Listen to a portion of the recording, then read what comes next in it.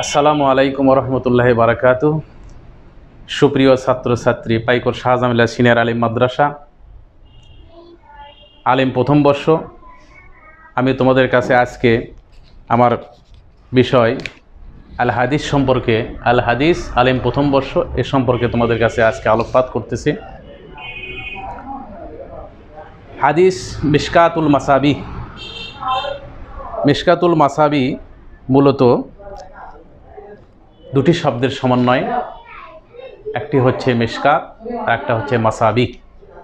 আজকে তোমাদের কাছে গ্রন্থ পরিচিত সম্পর্কে বলতে চাচ্ছি।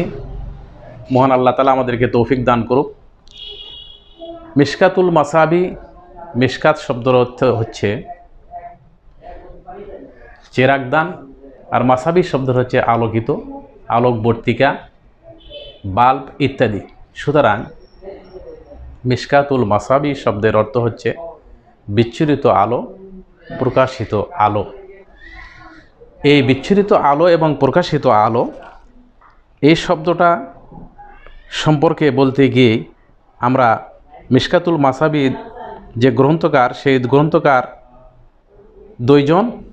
একজন হলেন মহিউর সুন্না আবু মোহাম্মদ হোসাইন ইবনে মাসুদ, আর একজন হলেন ওলিউদ্দিন মোহাম্মদ ইবনে আবদুল্লাহ আল খতিব আত-তিবরিজি।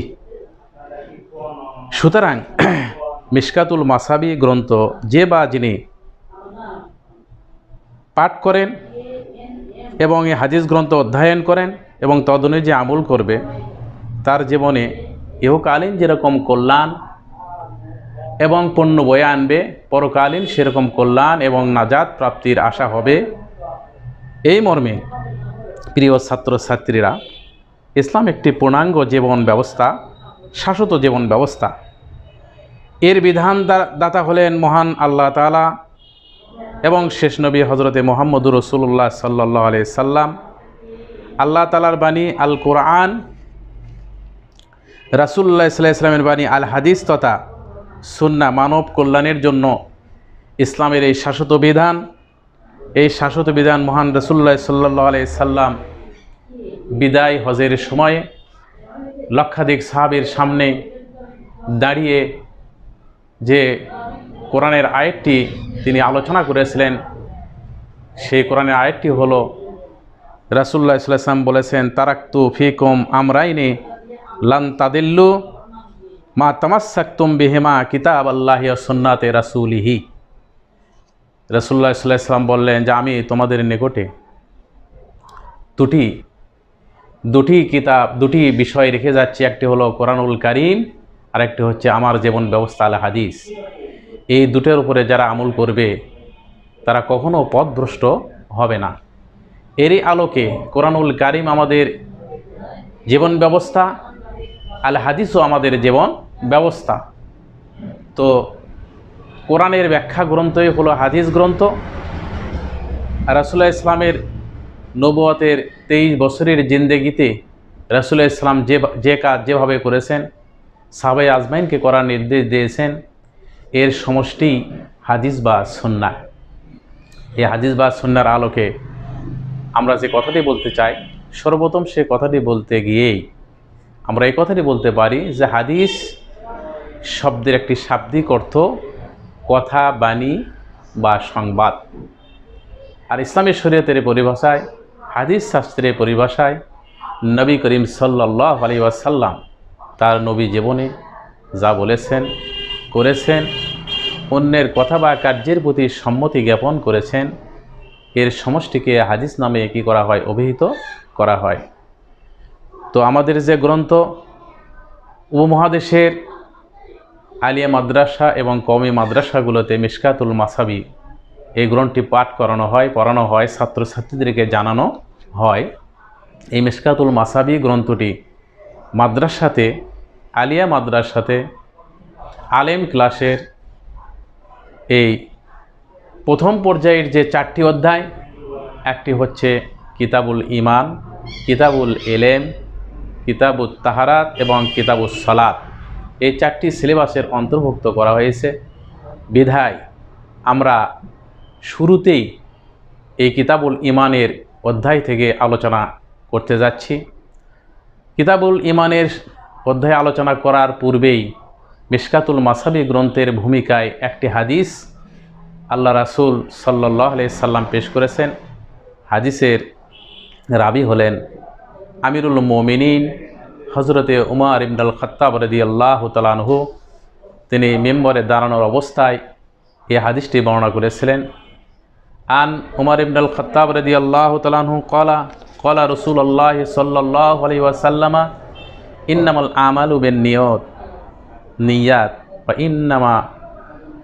ইন্নামাল আমালু বিন্নিয়াত ওয়া ইন্নামা লিমরি মা নাওয়া ফামান কানাত হিজরতুহু ইলাল্লাহি ওয়া রাসূলিহি ফাহিজরাতুহু ইলাল্লাহি ওয়া রাসূলিহি ওয়া মান কানাত হিজরতুহু ইলাদ দুনিয়া ইউসিবুহা আও ইমরাতিন ইয়াতাজাওয়াজুহা ফাহিজরাতু মা হাজারা ইলাইহি মুত্তাফিকুন আলাই। অত্র হাদিসটিতে রাসূলুল্লাহ সাল্লাল্লাহু আলাইহি ওয়াসাল্লাম বলেছেন, প্রত্যেকটি কাজ নিয়তের উপরে নির্ভরশীল, অর্থাৎ যে ব্যক্তি যে কাজটি করবে সে কাজটি নিয়তেরই প্রতিচ্ছবি। আর যে ব্যক্তি যা নিয়ত করেছে সেটাই তারই পরিশুদ্ধ নিয়ত। রাসূলুল্লাহ সাল্লাল্লাহু আলাইহি ওয়াসাল্লাম এখানে বলেছেন, কেউ যদি হিজরত করে আল্লাহ এবং আল্লাহ রাসূলের উদ্দেশ্যে তাহলে তার হিজরত হবে আল্লাহ এবং আল্লাহ রাসূলের উদ্দেশ্যে। আর যদি কেউ হিজরত করে কোনো ব্যবসার উদ্দেশ্যে অথবা কোনো নারীকে বিয়ে করার উদ্দেশ্যে তাহলে তার হিজরত সেই দিকেই পরিগণিত হবে যার দিকে সে কী করেছে, হিজরত করেছে। এখানে রাসূলুল্লাহ সাল্লাল্লাহু আলাইহি সাল্লাম এই হাদিসের একটি পটভূমি আলোচনা করেছেন। হাদিসের পটভূমি হলো আল্লাহ রাসূল 622 খ্রিস্টাব্দে মক্কা থেকে মদিনায় যখন হিজরত করলেন, সেই সময় সাহাবায়ে আজমাইন একের পর এক হিজরত করে মদিনার দিকে রওনা হচ্ছিলেন। ঠিক সেই সময়ে একজন মহিলা, নাম ছিল উম্মে কাইস বা কাইলা, এই মহিলা হিজরত করেছিল মদিনায়। একজন লোক এই মহিলাকে বিয়ে করার উদ্দেশ্যেই শুধুমাত্র মদিনাতে হিজরত করেছিলেন। আর এরই পরিপ্রেক্ষিতে আল্লাহ রাসূল এই হাদিসটি বর্ণনা করলেন যে কেউ যদি হিজরত করে ব্যবসার উদ্দেশ্যে অথবা কোনো নারীকে বিয়ে করার উদ্দেশ্যে তাহলে তার হিজরতটি সেই দিকেই পরিগণিত হবে যার সে কী করেছে, নিয়ত করেছে। সুপ্রিয় ছাত্রীরা আমার, এই হাদিস থেকে আমরা একটি কথায় পরিশুদ্ধ করতে পারি, মানব জীবনে চলতে গিয়ে আমাদের নিয়তটা সর্বপ্রথম কী করতে হবে, পরিশুদ্ধ করে চলতে হবে। নিয়তটা যদি পরিশুদ্ধত হয়, আমরা নিয়ত যদি করি কোনো ভালো কাজের, তাহলে সে কাজটি আমরা যদি নাও করতে পারি তাহলে আমাদের আমলনামায় সওয়াব লেখা হবে। আর নিয়তটা যদি আমরা পরিশুদ্ধ না করে অন্যদিকে পরিচালিত করি তাহলে তার নিয়ত পরিশুদ্ধতা না থাকার কারণে কাজটি যদিও সওয়াবের হয় তবুও সেই কাজে আমরা কোনো প্রতিদান পাবো না। এই হাদিসের আলোকে আমাদের জীবনটাকে আমরা নিয়ত করে পরিশুদ্ধ করে পরবর্তী পর্যায়ে যতটুকু কাজ আমরা করব সেটা যেন আল্লাহর এবং আল্লাহ রাসূলের উদ্দেশ্যে হয় এবং ইহকালীন কল্যাণ এবং পরকালীন কল্যাণের জন্য হয়। এই কাজটা আমরা সার্বক্ষণিক করব। মহান আল্লাহ তাআলা আমাদেরকে যেন এই কাজগুলো করার জন্য তৌফিক দান করে। ওমা তৌফিক ইল্লা বিল্লাহ। সম্মানিত ছাত্রছাত্রীরা, আমার ছাত্রছাত্রীরা যারা তোমরা এই হাদিসটি শুনলে, মিসকাতুল মাসাবি কিতাবুর ভূমিকায় এই হাদিসটি নেওয়া হয়েছে। তোমরা সেখানে দেখবে হাদিসটি শুরুতে এই জন্য নেওয়া হয়েছে যে রাসূলুল্লাহ সাল্লাল্লাহু আলাইহি ওয়াসাল্লাম এই হাদিসটি শুরুতেই বর্ণনা করেছিলেন এবং আমিরুল মুমিনিন হযরতে উমরে ফারুক রাদিয়াল্লাহু তাআলা আনহু এই হাদিসটি মেম্বরে দাঁড়ানো অবস্থায় বলেছিলেন বিদায় গ্রন্থকাররা এই হাদিসটি কিতাবের সূচনায় কী করেছেন, অলঙ্কৃত করেছেন। আর নিয়ত পরিশুদ্ধ হওয়ার জন্য প্রত্যেকটি মানুষকেই শুরুতেই এই কাজটি করতে হয়। বিদায় আমরা যেন এই কাজটি করে আমাদের নিয়তটাকে পরিশুদ্ধ করি। আর সুপ্রিয় ছাত্রছাত্রীরা, আজকের মতো আমার ক্লাসটা এখানেই সমাপ্তি করতে যাচ্ছি এবং পরবর্তী সময়ে কিতাবুল ঈমান থেকে ধারাবাহিকভাবে তোমাদের কাছে দর্শ দেওয়ার চেষ্টা করব ইনশাআল্লাহ। ওমা তৌফিকে ইল্লা বিল্লাহ।